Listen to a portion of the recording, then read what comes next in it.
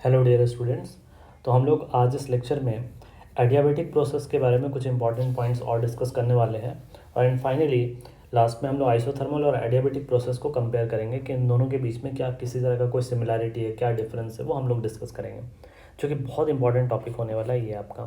तो सबसे पहला टॉपिक जो है हमारा comparison of temperature in compression and expansion adiabatic process. ठीक है, तो आते हैं, पहले इसको हम लोग डिस्कस कर लेते हैं। देखिए, तो जैसे मान लो कि हमें पता है कंप्रेशन के केस में, ठीक है, अगर हम कंप्रेशन की बात करते हैं तो हमने लास्ट में भी डिस्कशन किया था लास्ट लेक्चर में कि कंप्रेशन के केस में जो वर्क डन इरिवर्सिबल होता है और वर्क डन रिवर्सेबल होता है, तो हम देखते हैं वर्क डन इरिवर्सिबल ज़्यादा होता है रिवर्सेबल के रिस्पेक्ट में। वर्क डन इरिवर्सिबल को अगर हम लिखना चाहें तो हम क्या बोल सकते हैं, या आप इसको पहले ऐसे समझो, ठीक है। वर्क कंप्रेशन के केस में वर्क डन जो होगा, ठीक है, चाहे वो रिवर्सेबल हो या इरिवर्सेबल हो, डायरेक्टली लिखते हैं work done greater than zero होता है, ठीक है। मीन्स साइन आपका क्या होता है, पॉजिटिव होता है। वर्क डन को हम क्या लिख सकते हैं, एडियाबेटिक प्रोसेस के केस में n C V delta T must be greater than zero. तो delta T is greater than zero. यहाँ से हम कंक्लूड क्या कर सकते हैं कि T2 minus T1 is greater than zero और T2 is greater then T1। Means ये है कि कंप्रेशन के केस में जो फाइनल टेम्परेचर है वो इनिशियल टेम्परेचर से क्या होता है, ज़्यादा होता है। तो अगर हम एक्सपेंशन की बात करें, ठीक है, अगर हम एक्सपेंशन की बात करें तो एक्सपेंशन में क्या होता है, वर्क डन नेगेटिव होता है। तो N C B delta T क्या हो जाएगा आपका, नेगेटिव हो जाएगा। Means T2 minus T1 is less than zero, means T2 is less than T1। तो यहाँ से एक सबसे इंपॉर्टेंट कंक्लूजन हम लोग क्या ले सकते हैं, इन adiabatic compression temperature increases, temperature increase होता है। इन एडियाबेटिक एक्सपेंशन में क्या देखा, फाइनल टेम्परेचर इनिशियल से कम है, तो हम बोल सकते हैं टेम्परेचर जो है अब आपका क्या करेगा, डिक्रीज करेगा। तो हमारा पहला टॉपिक था टेम्परेचर, हमने कंपेयर किया कंप्रेशन और एक्सपेंशन के केस में क्या होता है। तो हमारा जो नेक्स्ट टॉपिक है कंपैरिजन ऑफ फाइनल टेम्परेचर। तो आते हैं फाइनल टेम्परेचर रिवर्सेबल और इरिवर्सेबल में हम लोग किस तरह से कंपेयर कर सकते हैं। देखिए, अगर हम बात करें एक्सपेंशन के केस में, तो एक्सपेंशन के केस में हमने क्या पढ़ा था कि जो मॉड होगा इरिवर्सेबल का, ये कम होगा देन मॉड ऑफ रिवर्सेबल। हमने पढ़ा था लास्ट लेक्चर में ही, जब हमने कंपेयर किया था एक्सपेंशन में रिवर्सेबल और इरिवर्सेबल का वर्क डन को। तो वर्क डन इरिवर्सेबल को हम लोग क्या लिख सकते हैं, N C V delta T dash हम लोग लिख ले रहे हैं, ठीक है, is less than N C V delta T. अब आप इसको ऐसे समझो, एन सी वी हम अगर हमने कैंसिल कर दिया तो डेल्टा टी डैश का जो मॉड होगा वो डेल्टा टी के से कम होगा। अब ध्यान से समझना, एक्सपेंशन में टेम्परेचर डिक्रीज करता है, तो डेल्टा टी डैश को जब T2 डैश माइनस T1 लिखें, इसका हमने मॉड ले लिया है, is less than T2 minus T1 का अगर हमने मॉड ले लिया, तो अच्छे से समझना इस चीज़ को कि अगर हम इसे मॉड से अगर हम बाहर निकालते हैं तो ऑब्वियसली हम इसको क्या करेंगे, पॉजिटिव बना के बाहर निकालेंगे। तो यहाँ पर चूँकि एक्सपेंशन है, तो अभी हमने जस्ट डिस्कशन किया T2 dash is less than T1 और T2 is less than T1, चाहे रिवर्सेबल प्रोसेस हो या रिवर्सेबल प्रोसेस हो, दोनों में ही टेम्परेचर डिक्रीज करता है।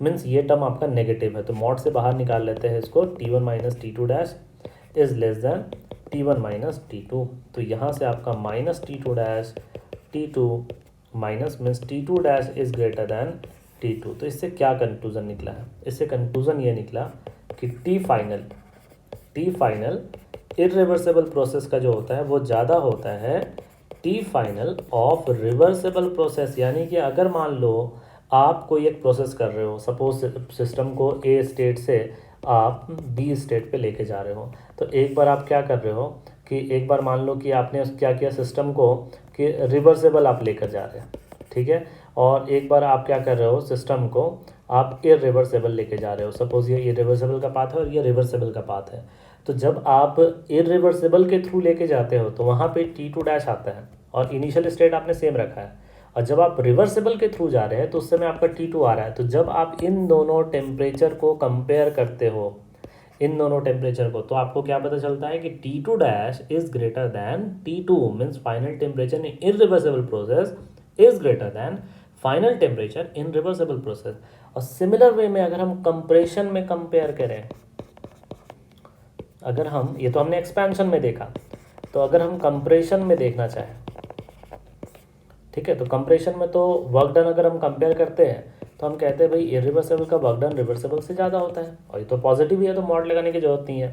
तो यहाँ क्या लिख सकते हैं हम लोग, N C V delta T dash must be greater than N C V delta T, means T2 dash minus T1 must be greater than T2 minus T1।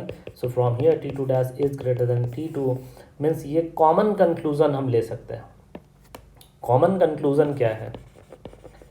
Common conclusion जो आपको याद रखने वाली बात है वो ये है कि जो आपका फाइनल टेम्परेचर है in irreversible process will always greater than final temperature of reversible process, whether the process is carried out in expansion or compression, means in expansion, in compression, final temperature in irreversible process will always greater than the final temperature in the reversible process। ये आपका सबसे important conclusion था, ठीक है। अब चलते हैं हम लोग, जो थर्ड टॉपिक है वो ये है कि हम आइसोथर्मल और एडियाबेटिक को हम किस तरह से कंपेयर कर सकते हैं, ठीक है। तो देखिए अब हम लोग के पास दोनों का कंडीशन आ चुका है, रिवर्सिबल का के लिए दोनों का कंडीशन आ गया। तो अगर हम आइसोथर्मल की बात करें तो पीवी को हम क्या लिखते हैं, कांस्टेंट लिखते हैं, ठीक है, पीवी को हम कांस्टेंट लिखते हैं। तो अगर हम यहाँ से मान लो कि अगर हम पीवी में अगर हम इसका स्लोप अगर निकालना चाहे डीपी बाई अगर हम डीवी अगर कैलकुलेट करना चाहिए, क्या देगा तुम्हारा, स्लोप ऑफ पीवी कर देगा डीपी बाई डीवी, ठीक है। मीन्स ये कि ये आपका पीवी है और सपोज मान लो कि कोई प्रोसेस आइसोथर्मल जा रहा है, तो अगर मान लो कि अगर हम एक किसी पॉइंट पे अगर मान लो कि अगर हम स्लोप अगर ड्रॉ करना चाह रहे हैं कुछ इस तरीके से, मान लो ये, ठीक है, इस पॉइंट पे, तो ये आपका जो डीपी बाई डीवी है इसका कैलकुलेशन हम करना चाह रहे हैं क्या होगा, ठीक है। तो निकाल सकते हैं आसानी से। तो देखो पीवी को हम क्या लिखते हैं, कांस्टेंट लिखते हैं। तो एग्जैक्ट डिफरेंशियल हम लोग यूज़ करते हैं। तुम्हारा पी को हमने कांस्टेंट मान लिया, DV plus B DP, constant का जो हम लोग डिफरेंस लिखेंगे क्या हो जाएगा, 0 हो जाएगा। तो यहाँ से डीपी बाई डीवी का value minus P by V आ गया, मतलब ये कि स्लोप आ गया, ये क्या आ गया, स्लोप ऑफ आइसोथर्मल प्रोसेस आ गया, आइसोथर्मल प्रोसेस आ गया। सिमिलरली अगर हम एडियाबेटिक की बात करें, ठीक है, एडियाबेटिक की बात कर ले, तो एडियाबेटिक के केस में क्या होगा, PV to the power gamma is equals to constant होता है। तो यहाँ से अगर हम डिफ्रेंशिएट अगर करें उसको डीपी बाई डीवी का अगर हम कंडीशन निकालें तो DP by DV must come to minus gamma P by V, ठीक है, ये आ जाएगा। अब देखो गामा ग्रेटर देन 1 होता है, चाहे मोनो एटॉमिक गैस हो, डाई एटॉमिक हो या ट्राई एटॉमिक हो, ठीक है। तो ये आपका क्या आ गया, स्लोप आ गया किसका, एडियाबेटिक का, ठीक है, एडियाबेटिक प्रोसेस का हो गया। तो अगर हम एक्सपेंशन के केस में बात करें, ठीक है, अगर हम एक्सपेंशन के केस में अगर हम बात करते हैं तो क्या होगा कि जो आइसोथर्मल का स्लोप है वो आपका एडियाबेटिक के स्लोप से ज़्यादा आएगा क्योंकि गामा ग्रेटर देन 1 है। लेकिन वही अगर रिवर्स हो जाए, कंप्रेशन के केस में अगर हम बात करेंगे तो स्लोप जस्ट तुम्हारा क्या हो जाएगा, रिवर्स हो जाएगा। तो जो कर्व है उस कर्व में अगर हम इसको अगर रिप्रेजेंट करना चाहे तो कॉमन कर्व के थ्रू इस तरह से रिप्रेजेंट कर सकते हो। देखो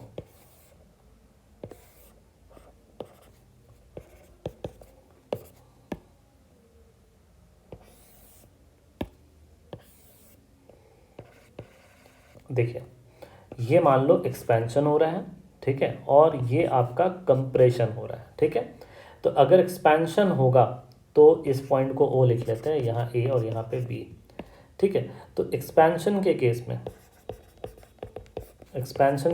में स्लोप जो है वो किसका ज़्यादा आ रहा है, तो स्लोप ऑफ ओ ए जो है वो ज़्यादा आ रहा है तुम्हारा स्लोप ऑफ ओ बी से। मतलब ये कि जो ओ ए है वो आइसोथर्मल है, ठीक है, और आपका OB जो है वो आपका क्या है, एडियाबेटिक है।